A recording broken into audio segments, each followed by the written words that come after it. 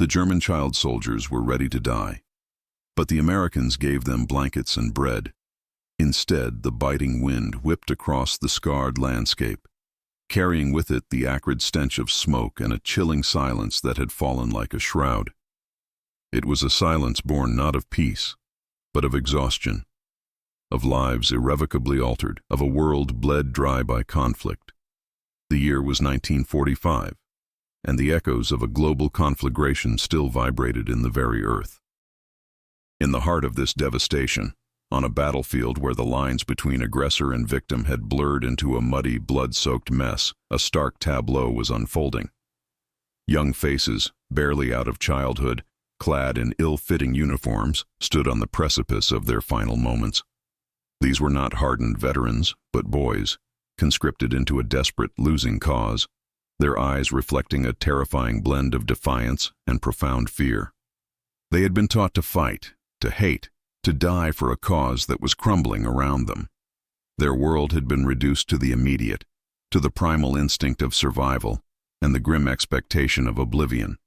They were the remnants, the final, desperate surge of a dying regime, trained for a sacrifice that now seemed utterly futile. Their youthful bodies were taut with the tension of anticipated violence, their minds perhaps numb to the enormity of their fate, or perhaps acutely aware of the terrifying void that awaited them. They were prepared to embrace that void, to meet their end with the grim stoicism drilled into them, their young lives poised on the edge of an abyss. Yet, it is precisely in these moments of ultimate despair, when the machinery of war grinds its most vulnerable gears, that the unexpected can bloom. It is at the farthest reaches of human cruelty, where hatred has been meticulously cultivated and fear weaponized, that the faintest whisper of humanity can sometimes break through the din. This is not a story of grand victories or strategic triumphs, but of a quiet, almost imperceptible shift, a moment where the carefully constructed walls of animosity began to crumble, not under the force of arms, but under the weight of a simple, shared humanity. The script that unfolds before you is not a revisionist history, nor an attempt to sanitize the horrors of the Second World War. It is, however, a testament to the enduring spirit that, even in the most brutal of circumstances, can find a way to express itself. It is about the profound, often overlooked acts of empathy that occurred not on the grand stages of diplomacy, but in the mud and blood of the battlefield, in the shadowed corners of occupied territories, and in the quiet desperation of prisoner-of-war camps. This particular narrative zeroes in on a specific poignant incident that encapsulates this paradox, the encounter between American soldiers and German child soldiers at the war's close.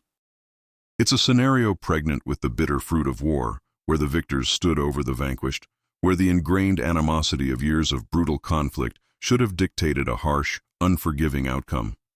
The very air should have crackled with the residue of hatred, with the primal urge for retribution.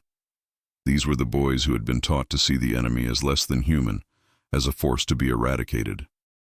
They were the instruments of a destructive ideology, and their very presence on the battlefield was a consequence of a world gone mad. The American soldiers, themselves hardened by years of fighting, by the loss of comrades and the constant threat of death, would have been justified in viewing these young adversaries through the lens of war, as obstacles, as threats, as the embodiment of everything they had fought against. The instinct for self-preservation, the ingrained animosity, the sheer exhaustion of prolonged combat, all would have pointed towards a swift, decisive, and likely brutal conclusion. The stage was set for a grim, predictable finale, a final bitter punctuation mark on a devastating chapter. But war, for all its systematic dehumanization, cannot entirely extinguish the spark of shared experience. It cannot erase the fundamental human capacity for connection, however deeply buried it may be. This script ventures into that space, exploring the moments when the armor of enmity is shed, not because the war has ended, but because, in a fleeting instant, the shared vulnerability of human existence becomes more apparent than the manufactured divisions of nations. We will journey into the heart of this paradox, witnessing how, in the face of overwhelming darkness, a flicker of light, a gesture of unexpected kindness, can not only survive but can illuminate the path towards a different kind of future. This is the story of how, even when they were prepared to die, These young German soldiers were met not with the expected retribution, but with something far more profound: the simple, unadorned gifts of blankets and bread, offered by those they had been taught to despise. It is a story that asks us to consider the boundless capacity for compassion that resides within us, even when the world around us seems determined to extinguish it. This is the tapestry of human resilience, woven with threads of hardship and hope, where the echoes of our shared humanity resonate long after the guns fall silent. The battlefield, a canvas of shattered earth and the ghosts of fallen structures, held a palpable tension. It was the kind of quiet that precedes a storm, or in this case the aftermath of one. The air, thick with the metallic tang of blood and the lingering acridity of explosives, hummed with an unspoken dread. Here stood a cluster of boys, no older than 15, their uniforms ragged, their faces etched with a weariness far beyond their years. They were the Kindersoldaten, the child soldiers, the desperate last resort of a collapsing Reich. Their eyes, wide and hollow, scanned the desolate panorama, not with aggression, but with a profound, almost primal, fear. They had been indoctrinated, trained, and ultimately thrown into the maw of conflict, their innocence sacrificed on the altar of a brutal ideology. Now, facing the victorious Allied forces, the only certainty was the chilling anticipation of what lay ahead. Their posture, a mixture of defiance and utter vulnerability, spoke volumes of their grim resolve. They were prepared for the end, for the final act in a war that had consumed their youth. The American soldiers, weary veterans of countless skirmishes and harrowing campaigns, approached with a cautious, battle-hardened gait. Years of relentless combat had forged them into instruments of war, their senses honed to detect any hint of threat. They had witnessed unimaginable brutality, endured loss, and carried the heavy burden of survival.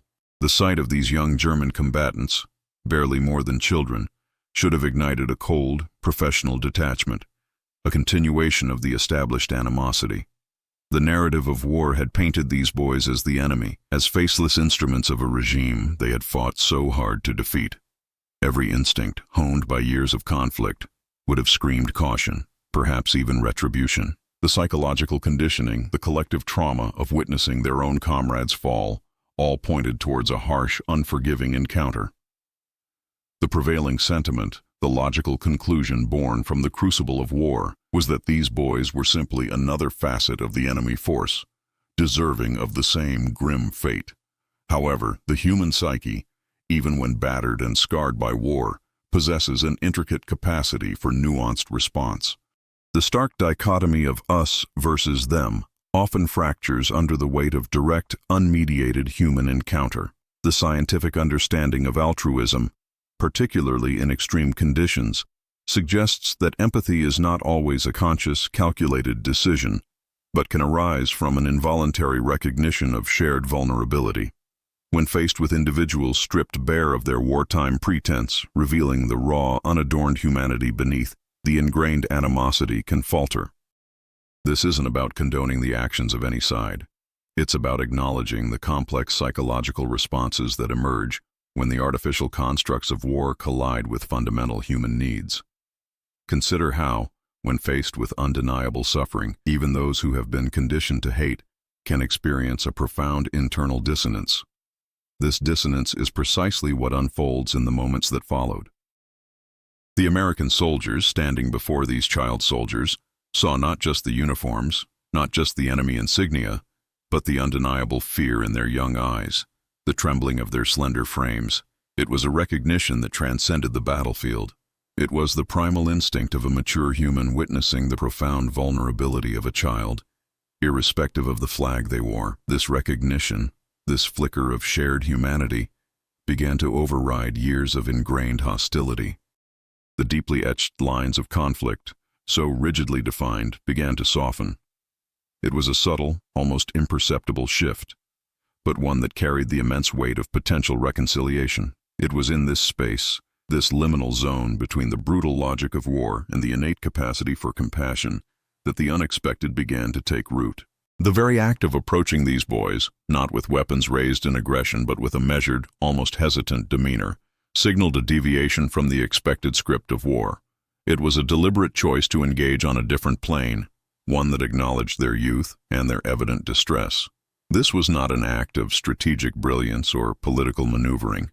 It was a deeply personal, almost visceral response to a shared human condition. The psychological impact of witnessing such profound vulnerability in those designated as enemies can be transformative.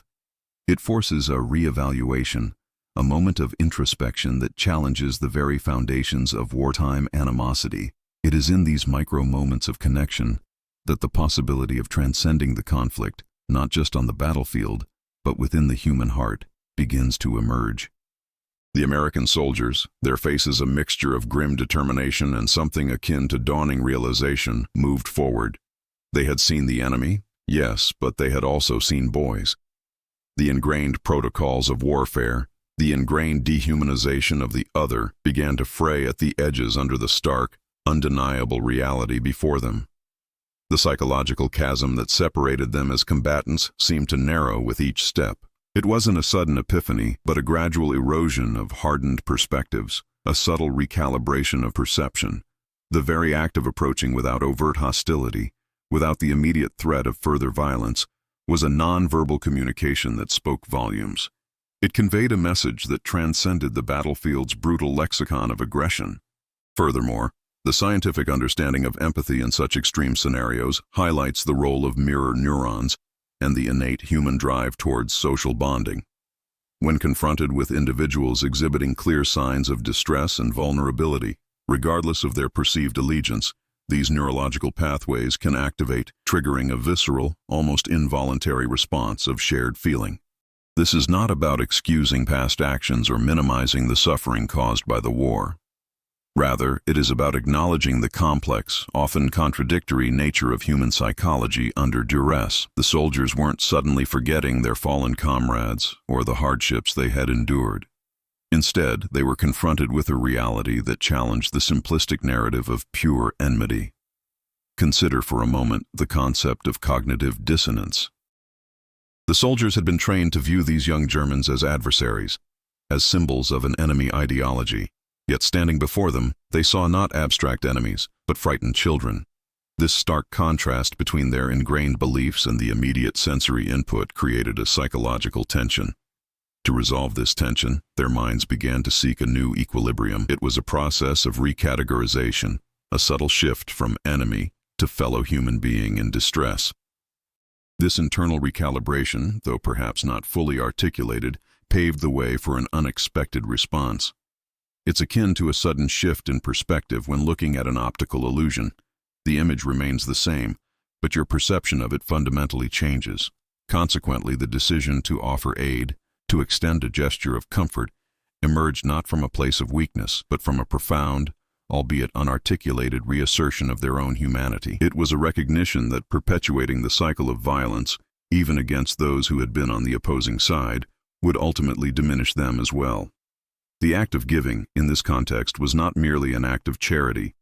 It was an act of self-preservation for their own moral compass. It was a conscious or subconscious choice to step away from the dehumanizing effects of war and to embrace a more fundamental aspect of their being. This act, small in the grand scheme of the war, represented a significant internal victory, a reclaiming of their own ethical core. Building on this, however, it is crucial to understand that this was not a universal phenomenon. The war was replete with acts of cruelty and unforgivable violence. This narrative does not seek to erase those grim realities. Instead, it focuses on the exceptions, the deviations from the norm that reveal the enduring resilience of human compassion. These moments serve as powerful counterpoints, demonstrating that even within the most brutal of systems, individual agency can manifest in acts of profound kindness. The decision to offer blankets and bread was a deliberate departure from the expected, a choice to engage with the humanity of the other, rather than simply their role as an adversary. It was a testament to the fact that empathy, though often suppressed, can find avenues for expression even in the most desolate of circumstances. Another crucial layer is the long-term psychological impact of such encounters. For the soldiers who offered the aid, these moments could serve as a crucial anchor to their own moral framework, a reminder of the values they were fighting to protect. For the recipients, these acts of unexpected kindness could sow the seeds of future reconciliation. offering a glimmer of hope in the face of overwhelming despair. It is in these fleeting instances of shared humanity that the potential for healing, for a future beyond the immediate conflict, can begin to take root. The offering of simple necessities, warmth and sustenance, became a powerful symbol, a quiet rebellion against the dehumanizing forces of war, demonstrating that the capacity for kindness, for shared vulnerability, could indeed survive the ravages of conflict. This act of offering sustenance and warmth, while seemingly simple, represented a profound psychological pivot. For the American soldiers, it was an assertion of their individual moral agency against the backdrop of a conflict that often demanded blind obedience. It demonstrated that even within the rigid hierarchy of military command, personal conscience could find expression. Now, consider how this applies when you face situations where the overwhelming tide of collective action or opinion seems to dictate a singular, often harsh response. The courage to deviate, to offer a personal gesture of grace, stems from an internal compass that prioritizes shared humanity over prescribed animosity. This internal compass is not an innate, unchangeable trait, but is cultivated through reflection and a conscious effort to understand the perspectives of others, even those designated as adversaries. It's about recognizing the shared anxieties, the common fears, and the universal desire for safety and comfort that lie beneath the surface of conflict. Furthermore, the historical record, when examined through the lens of social psychology, reveals that such deviations from expected aggression are not isolated anomalies, but often represent a latent capacity within human groups. These acts of empathy, occurring amidst widespread hostility, highlight the inherent tension between the imposed structures of war and the persistent underlying social instincts of cooperation and care. The German child soldiers, upon receiving the blankets and bread, experienced not just physical relief but a potent psychological counter-narrative. For them, this gesture was a stark refutation of the relentless propaganda that had depicted the enemy as inherently evil and devoid of mercy. It introduced a profound cognitive dissonance, forcing them to confront the possibility that their worldview, meticulously constructed by years of indoctrination, might be incomplete or even fundamentally flawed. Conversely, the impact on the American soldiers extended beyond the immediate relief offered. By engaging in an act of compassion, they actively countered the dehumanizing effects of warfare on themselves. The constant exposure to violence can lead to emotional numbing and a desensitization to suffering. However, moments of active empathy serve as a powerful psychological counterweight, reaffirming their own sense of morality and preventing complete erosion of their ethical framework. Think of it as a necessary inoculation against the psychological toll of prolonged conflict. This isn't about diminishing the horrors of war, but about understanding how individuals can actively preserve their humanity within its devastating embrace. Another crucial layer to consider is the ripple effect of these isolated acts. While individual instances of kindness might not alter the course of a war, they possess the power to subtly shift perceptions and sow seeds of potential reconciliation. The story of such gestures, passed down through oral tradition or recorded in personal accounts, can serve as a potent reminder that even in the darkest hours, humanity's better nature can prevail. This phenomenon is amplified when these stories are shared widely, creating a collective memory that transcends the immediate conflict. It allows future generations to look back not just at the destruction, but at the enduring capacity for good that existed alongside it. It's a testament to the idea that the narrative of war is not monolithic. It is also composed of countless individual choices, some driven by hatred, and others, remarkably, by grace. This particular instance, the offering of basic necessities, served as a potent symbol of this enduring capacity, a quiet yet powerful echo of shared humanity in a world torn asunder. The psychological impact of such acts of defiance against the prevailing brutality of war extends beyond the immediate participants. Consider how the dissemination of these stories, even through hushed whispers or later-day testimonies, can fundamentally alter the collective memory of a conflict. It introduces a counter-narrative to the overwhelming tales of destruction and animosity, offering a more nuanced and ultimately more hopeful understanding of human potential. This is not about sanitizing history, but about acknowledging the complex tapestry of human behavior, which includes both profound cruelty and astonishing acts of grace. The act of sharing blankets and bread, in this context, becomes a powerful symbol of resilience, a testament to the enduring human spirit's capacity to find light even in the deepest shadows. It demonstrates that the narrative of war is not solely defined by its violence, but also by the quiet acts of compassion that persist in its wake.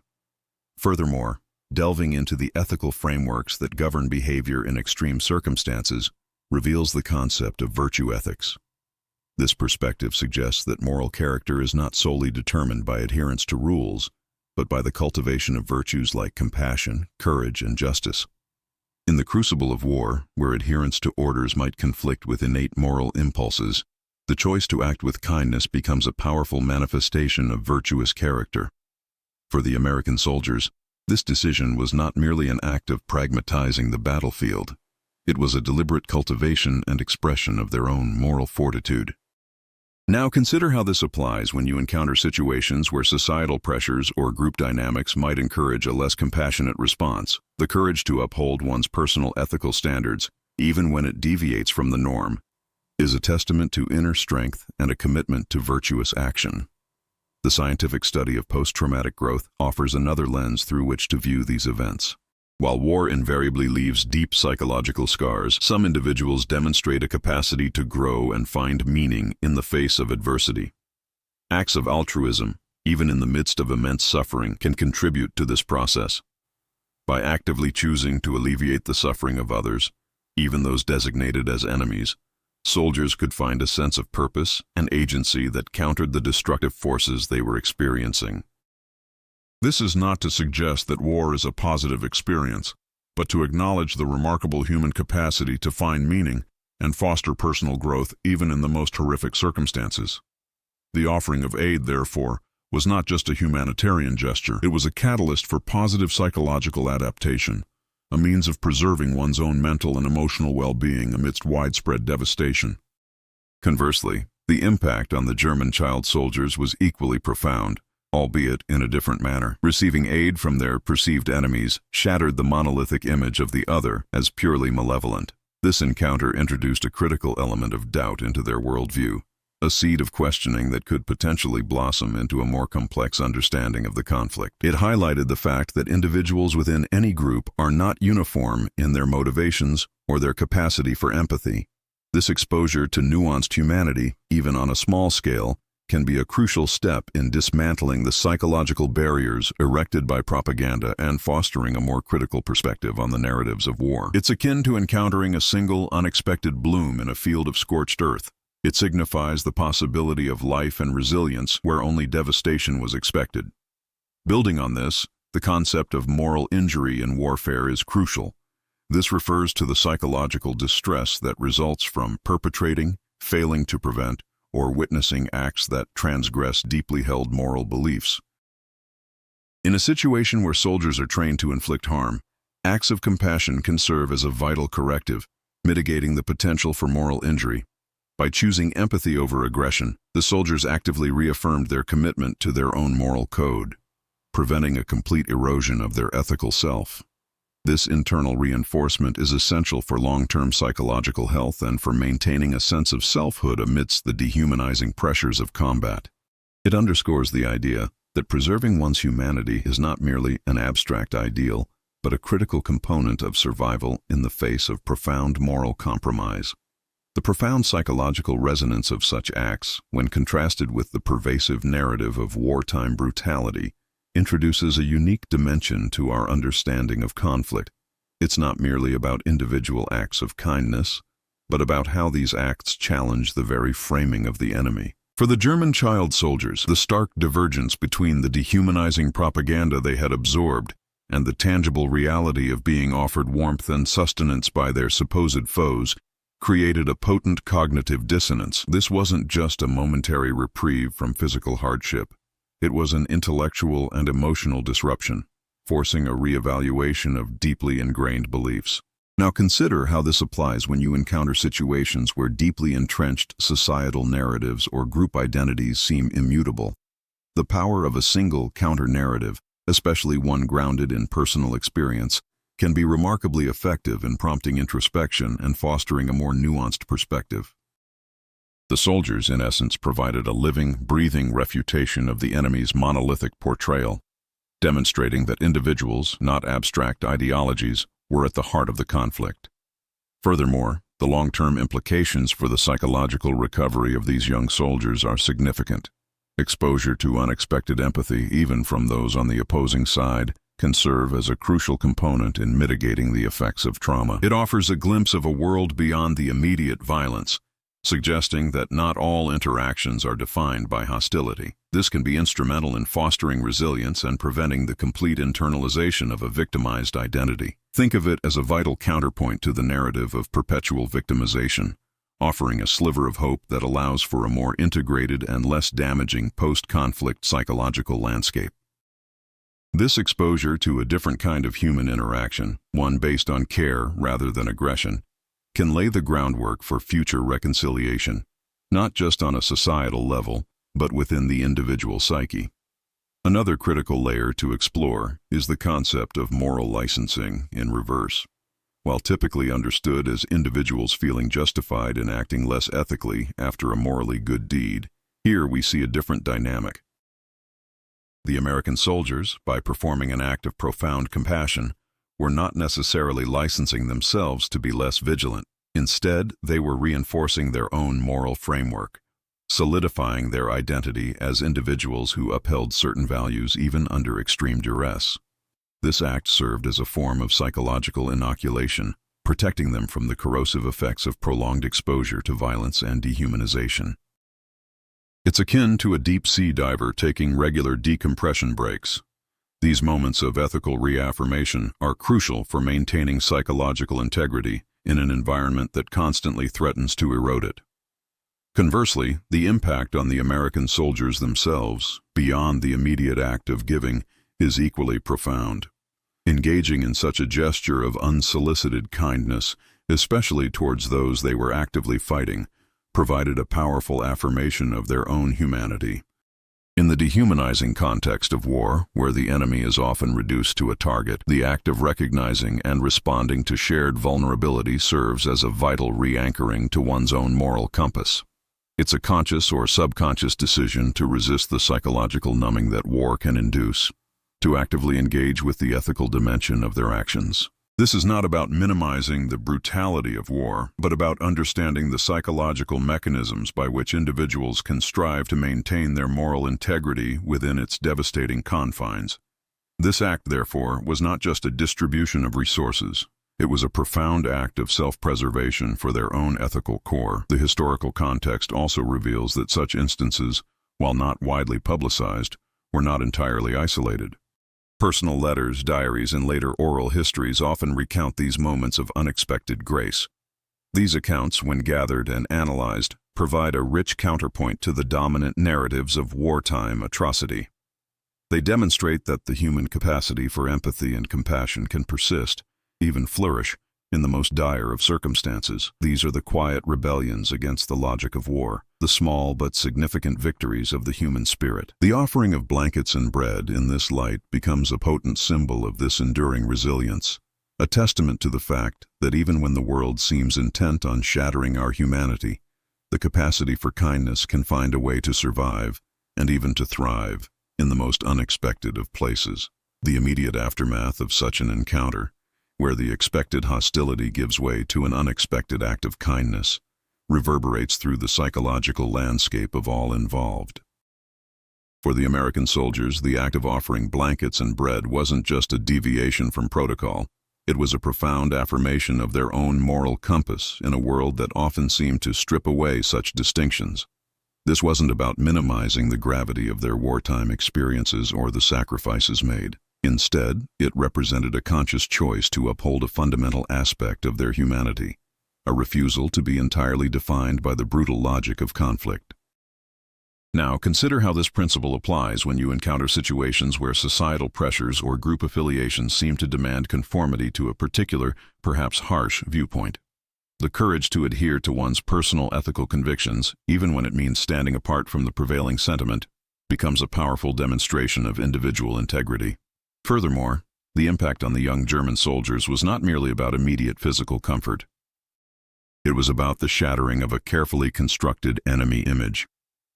The relentless propaganda had painted the Allied forces as monolithic entities of evil, devoid of empathy or mercy.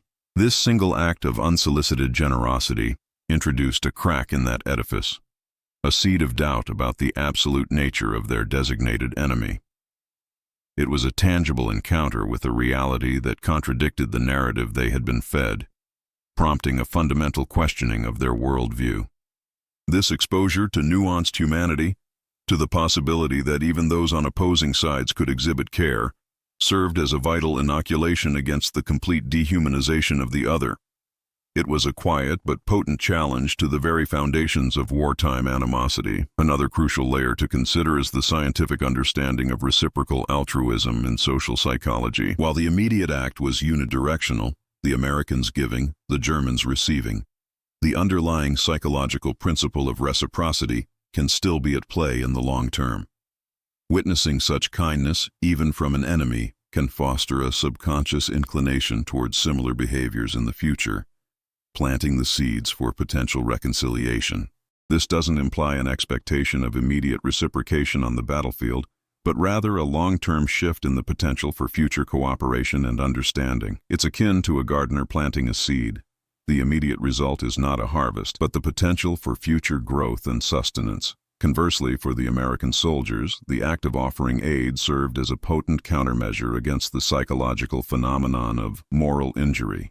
This form of distress arises from witnessing, perpetrating, or failing to prevent acts that transgress one's deeply held moral beliefs. In the context of war, where violence is often a necessity, moments of compassion can act as crucial anchors, reaffirming one's ethical core and preventing a complete erosion of self-identity. By choosing to extend kindness, these soldiers actively reinforced their own moral framework, demonstrating that their actions were not solely dictated by the exigencies of war, but also by an enduring commitment to their own values. This act became a personal victory, a reclamation of their moral agency in a situation that often demanded its surrender. This encounter also highlights the remarkable human capacity for cognitive flexibility, even under extreme duress. The soldiers were able to simultaneously hold the understanding of these boys as enemy combatants, while also recognizing their shared vulnerability as young individuals facing a terrifying reality. This ability to hold multiple, seemingly contradictory perspectives is a hallmark of complex human cognition. Now consider how this capacity for flexible thinking can be applied when you are faced with situations where initial judgments or assumptions about individuals or groups might be challenged by new information. The willingness to adjust one's perspective, to integrate new data points, is essential for navigating complex social dynamics and fostering genuine understanding. The offering of blankets and bread was a physical manifestation of this cognitive flexibility, a bridge built across the chasm of wartime division by recognizing the shared humanity beneath the uniforms. The aftermath of such an encounter, where the expected hostility dissolves into an unexpected act of shared humanity, introduces a profound layer of psychological complexity. For the American soldiers, the offering of blankets and bread was more than just a humanitarian gesture. It was an active engagement with the ethical underpinnings of their own identity. In the dehumanizing theater of war, where individuals are often reduced to targets, the decision to extend compassion to those designated as enemies served as a vital reinforcement of their own moral framework. This act was not a denial of the conflict's brutality, but rather a conscious assertion that their actions could be guided by principles that transcended the immediate demands of combat. Now consider how this principle of upholding personal ethics, even when it diverges from prevailing group behavior, can be applied when you encounter situations demanding a difficult moral choice. The strength to act in accordance with one's conscience, even when it means deviating from the perceived norm, reflects a deep-seated commitment to core values. Furthermore, the impact on the German child soldiers extended beyond the alleviation of physical discomfort. It introduced a critical cognitive dissonance, challenging the simplistic, enemy-centric narrative that had been so meticulously constructed through propaganda. The tangible reality of receiving aid from those they had been taught to despise created a profound disconnect, prompting a re-evaluation of their perceived adversaries. This exposure to a more nuanced reality, where individuals on opposing sides could exhibit care, served as a powerful counter-narrative to the pervasive ideology of absolute enmity. It was a quiet but potent demonstration that the human capacity for empathy could transcend the artificial boundaries of war. Another crucial element to consider is the scientific understanding of moral identity in psychology. This refers to the degree to which moral concerns are central to an individual's self-concept.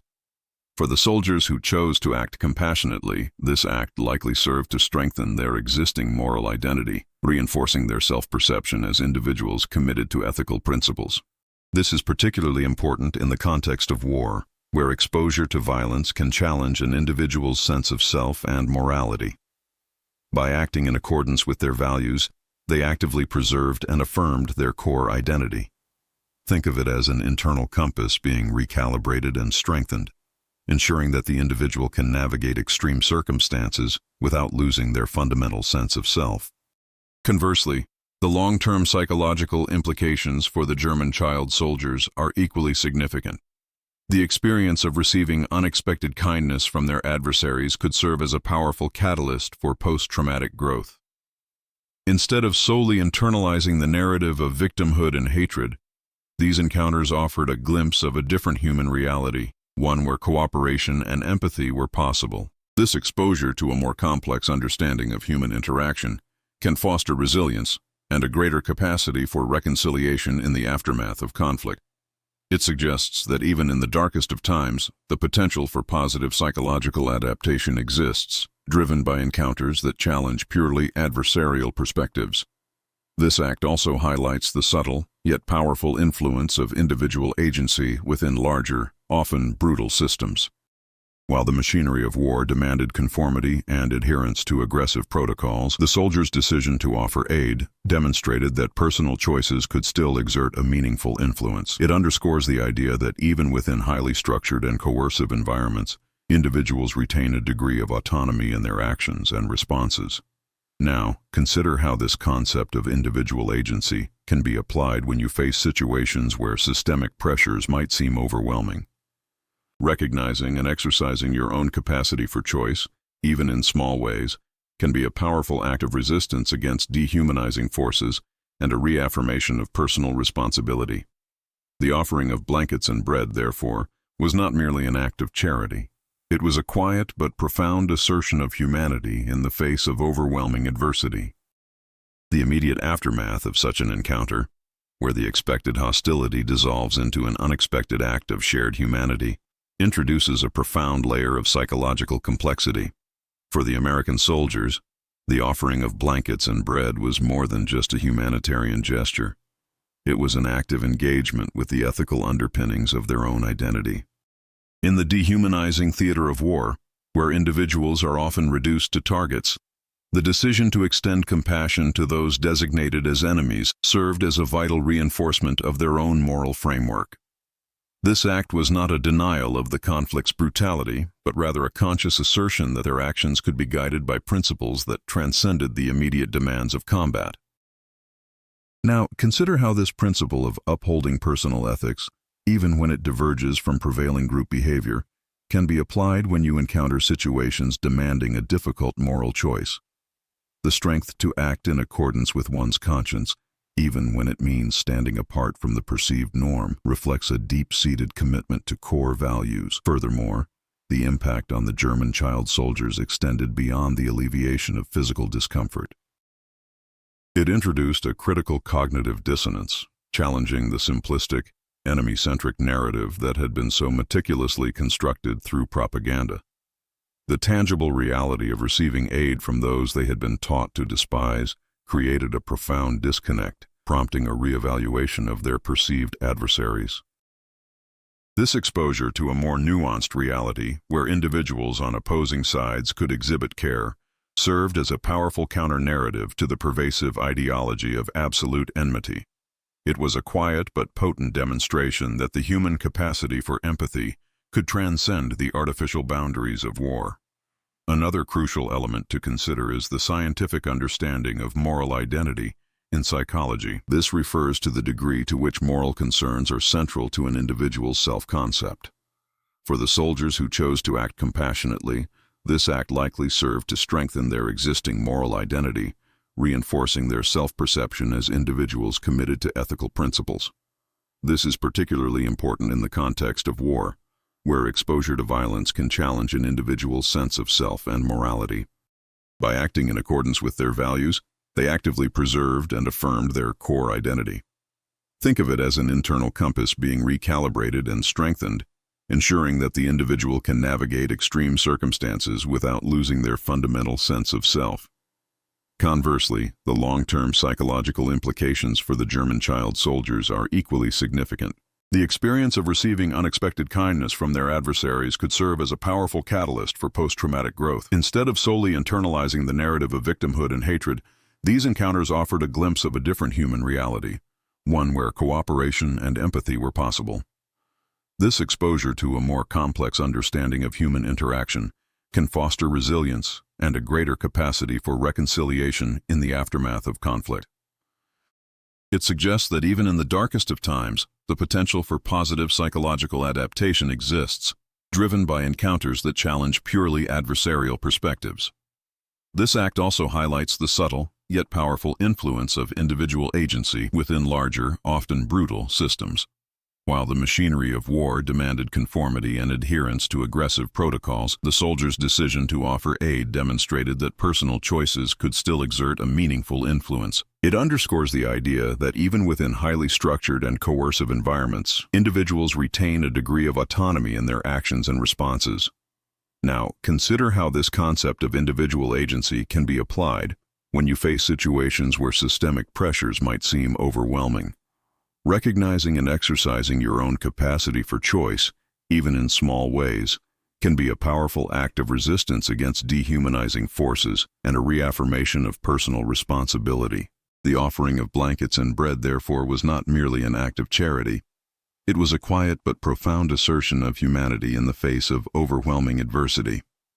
The profound impact of these unexpected acts of kindness extends into the realm of cognitive restructuring, particularly concerning how individuals process and integrate dissonant information during periods of intense conflict.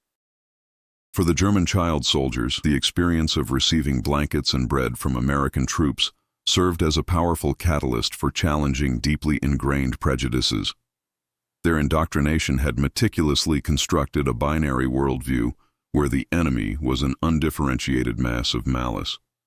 However, the direct personal experience of receiving care from this enemy introduced a complex variable that their existing framework struggled to accommodate. This forced a subtle, often subconscious reevaluation of their perceptions. Now consider how this capacity for reevaluation applies when you encounter situations where deeply entrenched societal stereotypes or prejudices seem immutable. The willingness to acknowledge contradictory evidence, to allow personal experience to challenge preconceived notions, is fundamental to breaking down harmful biases and fostering a more nuanced understanding of the world.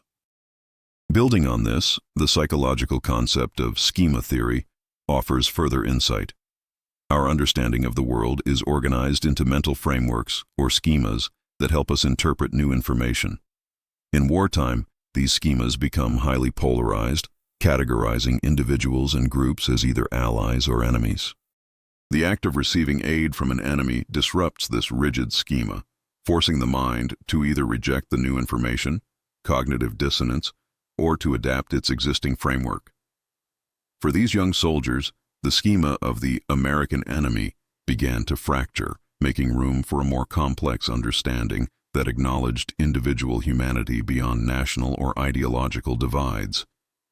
This process of schema adaptation is not always conscious. It can manifest as a gradual shift in perspective, a subtle recalibration of one's internal world model. Moreover, the long-term implications for the psychological resilience of these child soldiers are considerable. While the trauma of war is undeniable, exposure to moments of unexpected grace can serve as a vital buffer against complete despair. These encounters provide evidence that even within the most brutal systems, positive human interactions are possible, offering a foundation for hope and future healing. This doesn't negate the suffering they endured. But it introduces a counter-narrative that can be instrumental in fostering post-traumatic growth. It's akin to finding a single resilient plant pushing through scorched earth. It signifies the enduring possibility of life and renewal. Conversely, for the American soldiers, the act of extending compassion served as a critical mechanism for preserving their own moral integrity amidst the dehumanizing pressures of war. The constant exposure to violence and the necessity of inflicting harm can lead to a desensitization that erodes ethical boundaries. However, actively engaging in an act of kindness, particularly towards those on the opposing side, acts as a powerful psychological counterweight. It reaffirms their own values and reinforces their sense of self as individuals capable of empathy, even in the most extreme circumstances. This is not about diminishing the harsh realities of their combat experience, but about understanding the psychological strategies individuals employ to maintain their humanity. Another crucial layer is the concept of situational ethics versus trait ethics. While the situational demands of war might encourage aggressive behavior, situational ethics, the soldiers who offered aid were, in essence, acting in accordance with their underlying moral character, trait ethics. This divergence highlights the enduring influence of personal values, even when external pressures are immense. It suggests that while circumstances can shape behavior, the core of an individual's ethical disposition can remain a powerful guiding force. Now consider how this principle applies when you are faced with situations where external pressures might seem to dictate a particular course of action that conflicts with your personal values. The ability to draw upon and act from one's core ethical beliefs, even when it requires navigating significant social or environmental resistance, is a testament to inner strength and moral conviction. The offering of blankets and bread was a tangible expression of this, a quiet assertion that humanity could and should transcend the immediate dictates of the battlefield. Reflecting on this journey so far, we've navigated the starkest terrains of human conflict, witnessing firsthand how the shadows of war can both obscure and, paradoxically, illuminate the deepest recesses of the human spirit. The echoes of gunfire and the chilling silence that follows have been our backdrop. Yet within this starkness, we've observed a persistent undercurrent of something far more resilient, something that defies the logic of destruction. It's as if the very intensity of the darkness has, in certain moments, amplified the faintest gleam of shared light, revealing that the lines drawn in the sand of battle are not always as absolute as they appear. As we pivot towards the final reflection, consider the intricate weave of interconnectedness that has emerged. The individual choices, seemingly small against the vast canvas of global upheaval, have begun to coalesce, forming a pattern that speaks volumes about our inherent nature. The seeds of understanding, sown in moments of unexpected grace, have gestured towards a future where the wounds of the past, though indelible, need not dictate the entirety of our shared path forward. It is a subtle yet powerful shift, akin to the way a single ray of dawn can gradually dispel the deepest night, not by erasing it, but by revealing the possibility of a new day. In light of these insights, the path forward becomes clearer, not in terms of definitive answers, but in the deepening of our appreciation for the enduring complexities of the human heart. The narrative has moved beyond the simple dichotomy of victor and vanquished, of hero and villain, to embrace a more profound understanding of shared vulnerability and the quiet strength found in acknowledging our common humanity. This convergence of experiences, from the battlefield's harsh realities to the intimate moments of human connection, has laid the groundwork for a final contemplation on what truly endures when the clamor of war finally subsides. Drawing these strands together, we see that the narrative of conflict is never solely one of division. It is also, profoundly, one of shared existence, where the capacity for compassion remains a vital, albeit sometimes hidden, force. The cumulative effect of these observations is not a simple summation, but a transformation, much like the slow, deliberate process of geological change that reshapes landscapes over time, revealing new contours and deeper truths. The dust has settled, not just on the scarred earth of forgotten battlefields, but within the quiet chambers of our understanding. We have walked through the echoing corridors of war, not to dwell solely on its devastation, but to unearth the improbable blossoms of humanity that pushed through its hardened soil. The stark reality of conflict, with its brutal logic and relentless dehumanization, often obscures the persistent ember of empathy that glows even in the deepest shadows. It is in these moments, when the veneer of enmity is stripped bare by shared vulnerability, that the true nature of our interconnectedness is most starkly revealed. The offering of simple necessities, a blanket against the biting cold, a piece of bread to quell the gnawing hunger, transcends the act of charity. It becomes a profound reassertion of our shared human condition, a silent testament to the fact that even when nations are at war, individuals can choose to recognize the humanity in one another. This recognition is not a denial of the suffering, the loss, or the indelible scars that war inevitably leaves. Instead, it is an acknowledgement that within the grand, often tragic narrative of conflict, there exist countless micro-narratives of grace. These are the stories that challenge the monolithic portrayal of the enemy, that introduce nuance into the stark dichotomy of good versus evil. For the young soldiers who received these unexpected gifts, it was a crack in the edifice of ingrained hatred, a dawning realization that the other was not an abstract concept of malice, but a fellow human being capable of compassion. For the soldiers who offered them, it was an act of moral courage, a vital affirmation of their own ethical core amidst the dehumanizing pressures of combat. They chose not to be defined solely by the role of warrior, but by the enduring capacity for kindness that resides within us all. The enduring power of these echoes lies not in their ability to erase the past, but in their capacity to shape our present and future. They serve as a potent reminder that the narrative of war is never complete without acknowledging the moments where humanity, in its most vulnerable yet resilient form, chose to prevail. These instances are not footnotes. They are integral chapters, revealing that even in the face of overwhelming adversity, the capacity for empathy, for understanding, and for a profound, albeit quiet, reconciliation can survive. The lessons gleaned from these encounters extend far beyond the historical context, offering a timeless perspective on the resilience of the human spirit and the persistent, quiet strength of compassion. The true practice begins now, not in recounting these stories, but in embodying their spirit. It is in recognizing the shared humanity that binds us, even across divides that seem insurmountable. It is in understanding that the courage to extend a hand, to offer a word of solace, or to simply acknowledge another's pain can be as potent a force as any weapon. For kindness, though it may not end wars, has the profound ability to survive them, to heal what has been broken, and to remind us, in the most powerful ways, of our shared journey. The echoes of humanity, however faint, continue to resonate, urging us towards a future where understanding triumphs over animosity, and where the simple act of recognizing our common ground becomes the most profound victory of all.